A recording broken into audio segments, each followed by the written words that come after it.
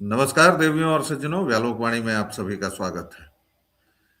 नए साल की बधाई किस मुंह से और कैसे दे आदमी, जब आपके स्वच्छतम शहर में 25 लोगों की मौत गंदा पानी पीने से हो गई हो। और ये गंदा पानी क्या था? इस गंदे पानी में सीधे सीवेज का मिक्सचर जा रहा था। हमारे देश के तथाकथित शहर और कुछ नहीं, ओवररेटेड स्लम्स हैं। हमारे देश के महानगर झुग्गियों के बीच में चमकती बुलंद इमारतों की एक फेहरिस्त है। हमारी नगरीय व्यवस्था ध्वस्त हो चुकी है। हमारे शहरों में न तो चलने को सड़क है, न पीने को पानी है, न सांस लेने को हवा है। और ये सब कारनामे हमने केवल और केवल 70 वर्षों में कर दिखाए हैं।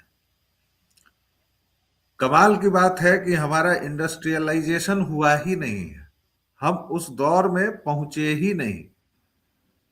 हम तो सीधा हमारे दूरदर्शी महान प्रथम प्रधानमंत्री, जो दुर्घटनावश हिंदू भी थे, उन्होंने वाणिज्य आधारित शताब्दियों पुरानी अर्थव्यवस्था को भाई ले कृषि आधारित बना दिया और इस तरह से हमारी ऐसी की तैसी कर दी।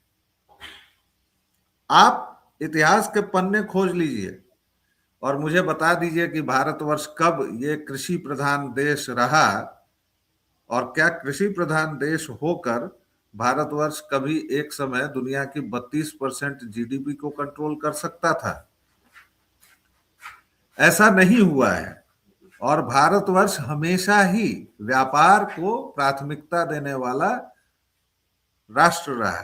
लेकिन जो व्यक्ति, जो अभागा पूरी जिंदगी डिस्कवरी ऑफ इंडिया करता रहा, इंडिया माइंड यू, उस आदमी में इतनी भी लज्जा नहीं थी कि भारत की खोज कर लेता। जबरन हिंदी में अनुवाद किया गया वो मुझे मत बताइए। डिस्कवरी ऑफ इंडिया करता रहा जो आदमी पूरी जिंदगी, उसको यही होना था। लेकिन बात आज इंदौर की।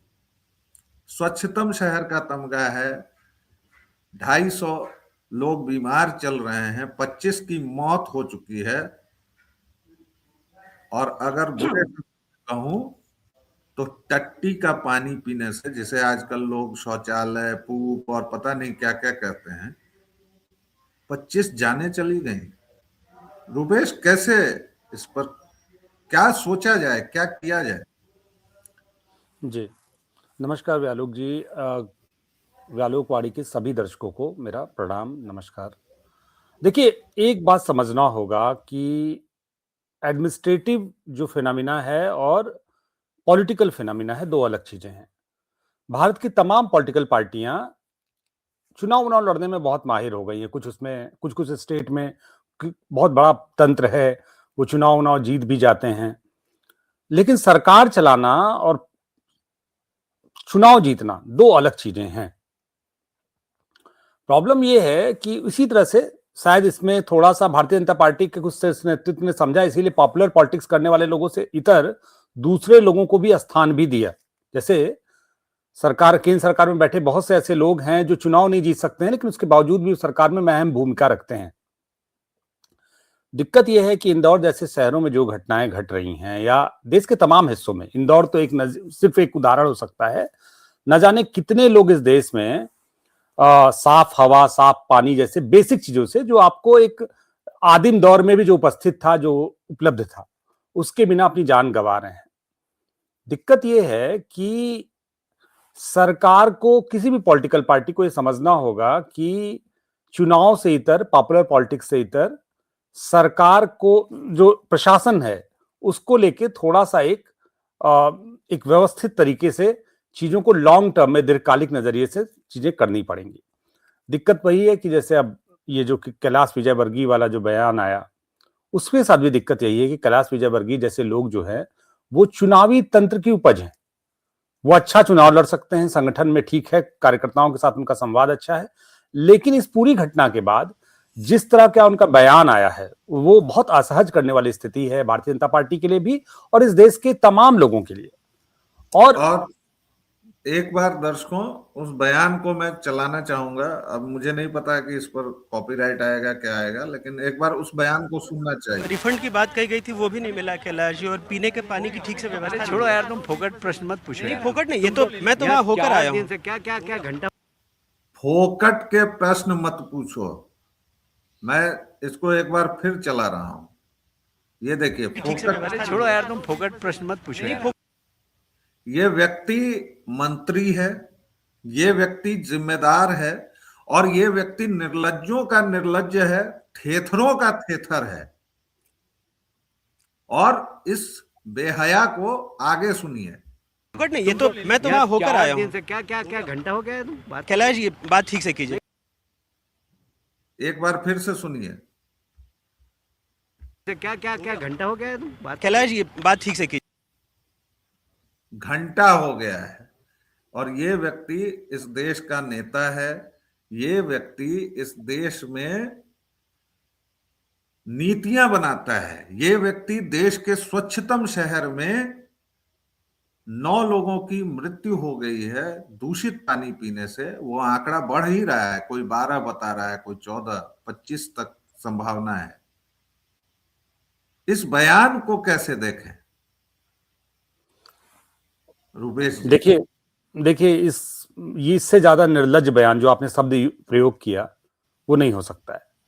और कैलाश विजयवर्गीय जैसे लोगों को मतलब सामान्य तौर पे एक संवेदनहीनता के स्तर पे ये तो समझ आना ही चाहिए। राजनीति और प्रशासन और बाकी चीजें तो अलग की बात है, लेकिन सामान्य मानवीय संवेदना तो कम से कम समझना चाहिए ऐसे विषय पे, जब खासकर उस स्टेट में जहां इतनी बड़ी घटना घटी हो उसके बाद इस तरह का बयान देना तो सामान्य तौर पे। और दूसरी बात, सबसे बड़ी बात क्या होता है कि किसी को भी अपमानित कर देना। जीवन में आप जब सड़क चलते लोगों को इस तरह से अपमानित करते, इसको हटा भी दीजिए, इंदौर की घटना को एक सेकंड के लिए हटा दीजिए, इसको थोड़ा ऑब्जेक्टिव नजरिए से देखिए। ये जो अहमन्यता है, ये जो अहंकार है कि आप सड़क चलते हुए लोगों का अपमान करते हैं, अनुराग द्वारी हो या कोई सामान्य पत्रकार हो या किसी भी संस्थान का पत्रकार हो, वो भारतीय जनता पार्टी को सूट करता हो ना करता हो, आपको सूट करता हो ना करता हो, सामान्य तौर पे हम सड़क चलते लोगों का सम्मान तो कर ही सकते हैं। कैलाश विजयवर्गीय की जो भाषा है, कम से कम इस मामले में वो निर्लजता की सारी सीमा पार कर रही है। घटना तो नो डाउट इससे ज्यादा दुर्भाग्यपूर्ण घटना नहीं हो सकती, इसमें छोटे छोटे बच्चे मारे जाए, लेकिन आपका अहंकार बोल रहा है। आप लोगों से, आपको लगता है कि किसी भी व्यक्ति से कुछ भी बोल के निकल लेंगे और कोई कुछ नहीं बोलेगा। और ये देखिए, हो सकता है उनका संस्थान के साथ खड़ा हो ना खड़ा हो, क्या होगा मालूम नहीं है। कैलाश द्वारी की पत्रकारिता क्या रही है ये भी डिस्कशन का विषय नहीं है, क्या करते हैं क्या नहीं। लेकिन आज के डेट में जिस तरह से उन्होंने रिस्पॉन्ड किया, वो एक सामान्य तौर पे किसी भी व्यक्ति के पास जिसके पास रीढ़ की हड्डी हो उसको उसी तरह से रिस्पॉन्ड करना चाहिए, सिर्फ बतौर एक पत्रकार नहीं, एक नागरिक भी। भाई एक नेता, कोई भी नेता हो, आप एक सामान्य सवाल पूछ रहे थे, उस पर कैलाश विजयवर्गीय ने जिस तरह से रिस्पॉन्ड किया, वो तो मतलब कोई लॉजिक होता है ना। मतलब दुनिया में आप कुछ कहते हैं तो बदले में कोई जवाब आता है, रिप्लाई आता है। सामान्य तौर पे पूछा जा रहा है कि बच्चे मर गए तो घंटा और ये और वो, कहने का मतलब ये है कि कैलाश विजयवर्गीय के दिमाग में बात बैठा हुआ था कहीं ना कहीं कि हम ऐसे ही चलेगा और ऐसे ही चलाएंगे। देखिए, यहीं पर रुपेश, आपने एक वाक्य बीच में कहा कि अनुराग द्वारी की पत्रकारिता पर भी सवाल हो सकते हैं। ये हमेशा हम लोग गलती करते आ रहे हैं। हम लोग मतलब हम भारत के नागरिक। देखिए, रवीश कुमार भी अगर इस मसले पर कुछ बोल रहे हैं तो उनकी बात भी एम्पलीफाई होनी चाहिए, सुनी जानी चाहिए, वरना आप में और रवीश कुमार में कोई अंतर नहीं रहेगा। जी। अगर आप भी भाजपा की का भोंपू बन रहे हैं तो फिर आप उन तमाम मूल्यों से लड़ ही नहीं सकते जिनके खिलाफ आप और हम लड़ते आए हैं। कि भाई ये जो आप सीपीएम के कार्ड होल्डर हैं, सीपीआई के कार्ड होल्डर हैं, और उसके बाद आप लोग धर्मनिरपेक्षता की, पक्षपात न करने की और पत्रकारिता की बड़ी बड़ी बातें करते हैं, तो उनको अगर आप गाली दे रहे हैं, उनको अगर आप कसौटी पर कस रहे हैं, उनको अगर आप सीखचे में रख रहे हैं, उन पर अगर आप मुकदमा चला रहे हैं तो आपका भी ये कर्तव्य बनता है कि आप भी हर एक गलत घटना के खिलाफ उसी सख्ती और उसी जोश से आवाज उठाएं। लेकिन जी पत्रकारिता का अभी एक अद्भुत दौर चला है रुपेश, मैं इस पर भी बात जी करना चाहूंगा आपसे। अर्नब गोस्वामी को क्या हो गया है, ये मैं थंबनेल्स देख रहा हूं बहुत जगहों पर। फिर मैंने एक पत्रकार से पूछा जो उसके साथ काम करता है, सीनियर पद पर है, मैंने कहा कि ये क्या हो रहा है, तो पता चला कि 1 महीने से अर्नब पत्रकारिता कर रहा है, यही उसके शब्द थे। मैंने कहा मतलब, तो वो कुछ असहज सवाल पूछ रहा है सरकार से। मैंने कहा कि सरकार से कोई भी सवाल पूछो, वो तो सरकार को असहज ही करता है भाई। सवाल आप जैसे पूछेंगे वो किसी भी सत्ताधारी कोई भी हो, आप प्रिंसिपल से अगर कॉलेज में सवाल पूछ लें, यूनिवर्सिटी में वाइस चांसलर से सवाल पूछ लें, घर में पिता से सवाल पूछ लें, स्कूल में शिक्षक से सवाल पूछ लें, हर एक सत्ताधारी सवाल से असहज होता है, प्रश्नों से असहज होता है। तो ये तो पुनरुक्ति अलंकार हो गया कि भाई मैंने असहज प्रश्न पूछ दिए। उसने प्रश्न ही असहज होते हैं, प्रश्न सहज होते तो फिर बुद्ध कहाँ निकलते और उतना घूमने घामने के बाद उनको उत्तर मिलते। प्रश्न सहज होते तो हम लोग आज इस दुर्दशा में क्यों होते। ठीक बात है। सही उत्तर खोजने से अधिक जरूरी है सही प्रश्न पूछना, और सही प्रश्न पूछने से ज्यादा जरूरी है सही प्रश्न का मन में उगना। आप सभी लोग देख लीजिए, हमारे राष्ट्र की दुर्दशा इसलिए है कि हमारी सारी प्राथमिकताएं गलत है। हमें सवाल पूछना चाहिए इंदौर के उस पूरे महकमे से, हमें गर्दन पकड़नी चाहिए कैलाश विजयवर्गीय जैसे निर्लज्जों की। लेकिन हम क्या बात कर रहे होंगे, हम बात कर रहे होंगे कि शाहरुख खान ने कभी कहा था कि पाकिस्तान मेरे बाप का घर है तो मुझे बहुत प्यारा है, या इसी तरह की कोई मनोरंजक बात। या फिर वो सैफ अली खान का जो बेटा है वो आज कितने कदम चला और उसने आज पत्रकारों से क्या कहा, इस तरह की बातें हैं हमारी प्राथमिकता में, तो फिर यही होगा। लेकिन इस प्रश्न को जरा एड्रेस कीजिए रुपेश की पत्रकारिता का मतलब, अब अर्नब सही सवाल पूछ रहे हैं जिन चीजों में, अब भाई बिहार में अगर पुल गिर रहे थे और हम लोग सवाल पूछ रहे थे तो इसका क्या मतलब है। देखिए सवाल तो पूछा ही तो जाना लग ही चाहिए। जाता है, वो अलग मसला है, ठप्पा आप चाहे ना चाहे लग ही जाता है। लेकिन ये जो पूरी बिरादरी ही इस तरह की हो गई है, इसको कैसे क्या कहें। देखिए सवाल तो पूछा ही जाना चाहिए। एक सामान्य मिनिमम जो एक इंटेलेक्चुअल ऑनेस्टी है किसी भी व्यक्ति के अंदर, वो होनी चाहिए। और आपके बेईमान होने से बहुत फर्क नहीं पड़ जाता है। ढेर सारे बेईमान पत्रकार बिहार में भी घूम रहे थे, हरियाणा में भी घूम रहे थे, दिल्ली में भी घूम रहे थे। परिणाम क्या आता है सबको पता है। जनता को कोई ये समझे कि वो इस स्तर तक बेवकूफ है तो ऐसा होता नहीं है। देखिए अर्नब को भी ईमानदारी से सवाल पूछना चाहिए, हमेशा पूछना चाहिए। मुझे लगता है कि आपको क्यों जरूरत है, अगर आप किसी पॉलिटिकल, और इस दुनिया में कोई भी चीज ऑब्जेक्टिव नहीं होता है, पत्रकारिता तो कभी ऑब्जेक्टिव हो ही नहीं सकती है। जैसे उसमें आप जब सिर्फ घटनाएं दिखाएं, उसके अलावा एक लाइन भी आप बोलेंगे तो आप कहीं ना कहीं खड़े होते हैं, तो उसमें कोई दिक्कत नहीं है, आप हो सकते हैं। प्रॉब्लम ये अर्नब के बारे में तमाम बातें आ रही हैं। एक तो कहा जा रहा है कि हिरन जोशी वाले प्रकरण के बाद वो थोड़ा बदल गए हैं। दूसरी बात उनके चैनल के बारे में कि आर्थिक स्थिति के बारे में भी सवाल उठ रहा है कि चैनल घाटे में है, नुकसान में है। उसके बाद उनको भारतीय जनता पार्टी से एक बड़े सहयोग की उम्मीद थी जो नहीं मिल पाई। एक और बात कहा जा रहा है कि सुधीर चौधरी को 15 करोड़ रुपए पे दूरदर्शन ने ज्वाइन करा लिया।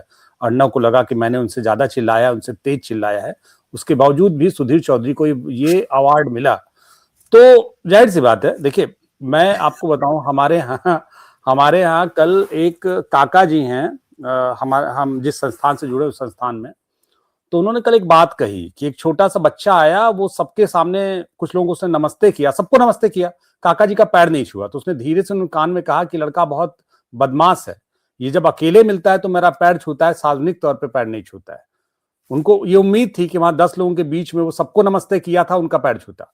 लोग नोटिस करते हैं, भारतीय जनता पार्टी भी नोटिस कर रही है कि भाई पहले तक, कल तक बहुत सम्मान आप दे रहे थे, आज अचानक से जो है अजय आलोक को बुरा लग जाता है, फलाने को बुरा लग जाता है कि अरे भाई साहब इस तरह से सवाल पूछ रहे हैं आप, तो कहते हैं कि आप जाइए उन्हीं के पक्ष में बोलने लगिए।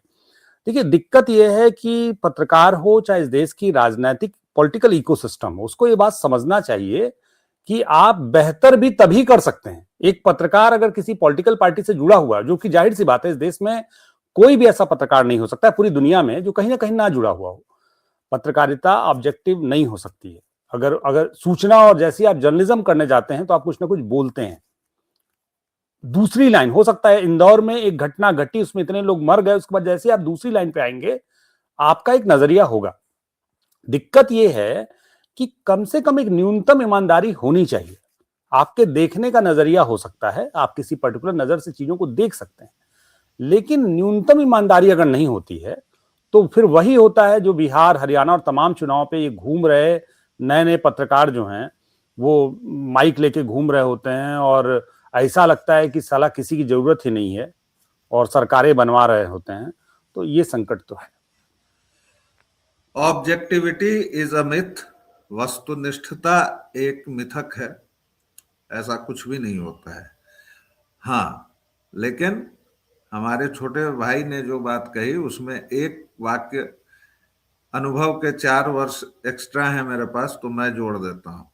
जी। Objectivity is a myth but facts are sacred. तथ्य परम पवित्र हैं, उनकी रक्षा कीजिए बस, उसके बाद सारा कुछ ठीक है। आप क्या करते हैं, आप तथ्यों के साथ छेड़खानी करते हैं, आप उनको गोल कर देते हैं। जैसे कई मीडिया हाउसेज इस पूरी खबर को ही गोल कर गए हैं, आ ही नहीं रही, उनके पास ये खबर ही नहीं पहुंच रही है इस जमाने में भी। आप क्या करते हैं, सरकार के की मदद करते हैं। अगर 25 लोग मरे हैं, सरकार आधे आंकड़े देती है, आप उसको छापते हैं, प्रसारित करते हैं। आप केवल इतना कीजिए, चाहे वो टाइम्स ऑफ इंडिया हो, चाहे द लायर हो, चाहे दल्लन टॉप हो, जो भी हो, और सबके नाम मैंने बिगाड़े हुए हैं, and they deserve it. I am saying you, I am telling you. सीधी सी बात है, आप केवल इतना छाप दीजिए कि इंदौर में भयंकर दुर्घटना, 12 मरे, हर एक की संख्या एक हो, हर एक के फैक्ट्स एक हो। उसके बाद आप करते रहिए कि इसके लिए भाजपा दोषी है, इसके लिए कांग्रेस दोषी है, इसके लिए लोग दोषी हैं, उससे मतलब नहीं है। कैलाश विजयवर्गीय अगर वो बात करे तो आप भूल जाइए कि अनुराग द्वारी की पृष्ठभूमि क्या है, और आप सारे के सारे कैलाश विजयवर्गीय का या तो बहिष्कार कीजिए या उसकी छाती पर चढ़ के उससे जवाब लीजिए। ये होती है पत्रकारिता। लेकिन खैर, इस सबको आप क्लासिक और गोल्डन डेज कह के खारिज कर देंगे। इन्हीं सवालों के साथ छोड़कर जा रहा हूं आप सभी दर्शकों को। एक छोटा सा विराम, फिर मिलेंगे। जय जय सिया राम।